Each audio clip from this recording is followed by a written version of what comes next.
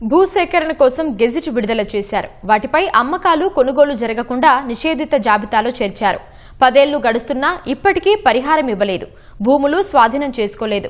పైసా కూడబెట్టి ఆ భూముల్ని కొనుగోలు చేసిన జనం అత్యవసరాల కోసం అమ్ముకోలేక నానాయాతన పడుతున్నారు. బహిరంగ మార్కెట్లో గుంటకు కోటికి పైగానే పలికే ఆ భూములకు ఎంత పరిహారం ఇస్తారో ప్రభుత్వం తేల్చలేదు. రాజన్న సిరిసిల్ల జిల్లా వేములవాడలో నూతన బస్టాండ్ నిర్మాణం కోసం చేపట్టిన భూసేకరణ నిర్వాసితుల గోడుపై ఈటీవీ ప్రత్యేక కథనం. ప్రైవేటు వ్యక్తులు భూములు కొనుగోలు చేస్తే కనీసం రిజిస్ట్రేషన్ సమయానికైనా డబ్బులు చెల్లిస్తారు. కానీ ప్రభుత్వం భూములు సేకరిస్తే మాత్రం పరిస్థితి దారుణంగా ఉంటుంది అనేందుకు వేములవాడ కొత్త బస్టాండ్ నిర్మాణం సహా ఇతర వసతులకు చేపట్టిన భూసేకరణే ఉదాహరణ. వేములవాడ రాజరాజేశ్వర స్వామి ఆలయానికొచ్చే భక్తుల కోసం చెరువు కట్ట కింద నూతన బస్టాండు, పార్కింగ్, వసతి గృహాలు నిర్మించాలని 2017లో అప్పటి బీఆర్ఎస్ ప్రభుత్వం నిర్ణయించింది. ఈ మేరకు సుమారు 200 మంది నుంచి 20.20 ఎకరాలు సేకరిస్తున్నట్లు గెజిట్ విడుదల చేశారు. ఆ గెజిట్ విడుదల చేశారు కానీ ఆ భూముల్ని ప్రభుత్వం సేకరించిందా అంటే అదే లేదు. వారికి ఎంత పరిహారమిస్తారో ఇప్పటికీ తేల్చలేదు. 2026 జనవరిలో ముగిసిన గెజిట్ కాలపరిమితిని మరో ఏడాది పొడిగిస్తూ ఇటీవల కలెక్టర్ ఉత్తర్వులు జారీ చేశారు. 10 ఏళ్లు గడుస్తున్నా గెజిట్ కాలపరిమితిని పెంచుతున్నారే తప్ప భూసేకరణ, పరిహారం సంగతి తేల్చడం లేదు.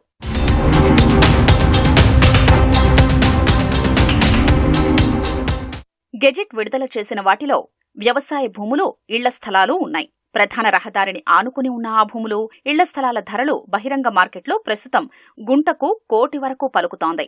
అయితే ప్రభుత్వం ఇప్పటి వరకు ఎంత పరిహారం చెల్లిస్తామన్నదే నిర్ణయించలేదు. 10 ఏళ్ల నుంచి ఆ భూముల్ని గెజిట్లో పేర్కొనడంతో తీవ్రంగా నష్టపోయామని బాధితులు ఆవేదన వ్యక్తం చేస్తున్నారు. పిల్లల చదువులు, పెళ్లిళ్లు, ఇతర అవసరాల కోసం సంపాదించిన భూములు అమ్ముకోకుండా నిరుపయోగంగా ఉన్నాయని వాపోతున్నారు. బహిరంగ మార్కెట్ విలువకు తగ్గట్లుగా ప్రభుత్వం పరిహారం ఇస్తేనే భూములిస్తామని బాధితులు చెప్తున్నారు. 40 సంవత్సరాల కింద చిన్న ఇల్లు కట్టుకోవాలని ఈ దేవస్థానం యొక్క జగిత్యాల బస్టాండ్ వద్ద 40 సంవత్సరాల క్రితం నేను ప్లాట్ తీసుకున్నాను. అయితే ఈ రోజులలో దేవస్థానం వాళ్ళు మా ప్లాట్లను తీసుకుంటున్నారు. అయితే మా పిల్లలు బ్రతకడానికి మా పిల్లలు దుబాయ్ లాంటి దేశాలకు పోయారు. అక్కడ కూడా పని సగం దొరకలేదు. దాంతో నష్టపోతున్నాము. మా పిల్లలకు జీవనోపాధి కలగాలంటే ఇక్కడ మేము మెయిన్ రోడ్డుకి ఏదో షాపు వేసుకుంటాము, బతికెళ్ళదిస్తాము. దేవస్థానం వాళ్ళు ఈ యొక్క ల్యాండ్ను మేము ఏ దేవస్థానానికి ఇవ్వదలుచుకోలేదు. అందరు మధ్యతరగతి కుటుంబాలు, ముప్పు గ్రామాలలో జీవనోపాధి కొరకు, భవిష్యత్తులో పిల్లల చదువులకు, పిల్లల పెళ్లిళ్ళ కొరకు ల్యాండ్ తీసుకున్న వాళ్ళు చాలామంది ప్లాటింగ్ తీసుకున్న వాళ్ళు ఉన్నారు. ఇది 2017 గెజిట్ వేసి మళ్ళీ దాన్ని టైం పొడిగించుకుంటూ ఇప్పటి వరకు పొడిగించుకుంటూ వస్తున్నారు.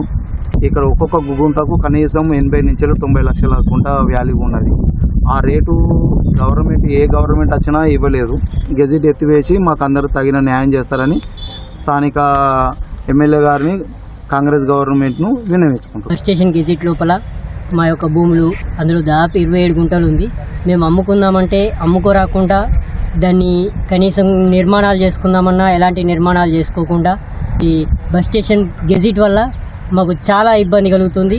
గెజిట్ ప్రకారంగా వీళ్ళు భూమిని తీసుకున్నా మాకు ప్రైవేట్ వాల్యూకు తగ్గట్టుగా మాకు నష్టపరిహారాన్ని ఇస్తే మేము చాలా సంతోషిస్తామని చెప్పి చెప్తాం. ఇటీవల నిషేధిత భూముల జాబితాలో సవరణలపై రెవెన్యూ శాఖ మంత్రి పొంగులేటి శ్రీనివాసరెడ్డి జిల్లా కలెక్టర్లకు స్పష్టమైన ఆదేశాలిచ్చారు. తమ సమస్యను ప్రభుత్వం పరిష్కరించాలని బాధితులు వేడుకుంటున్నారు.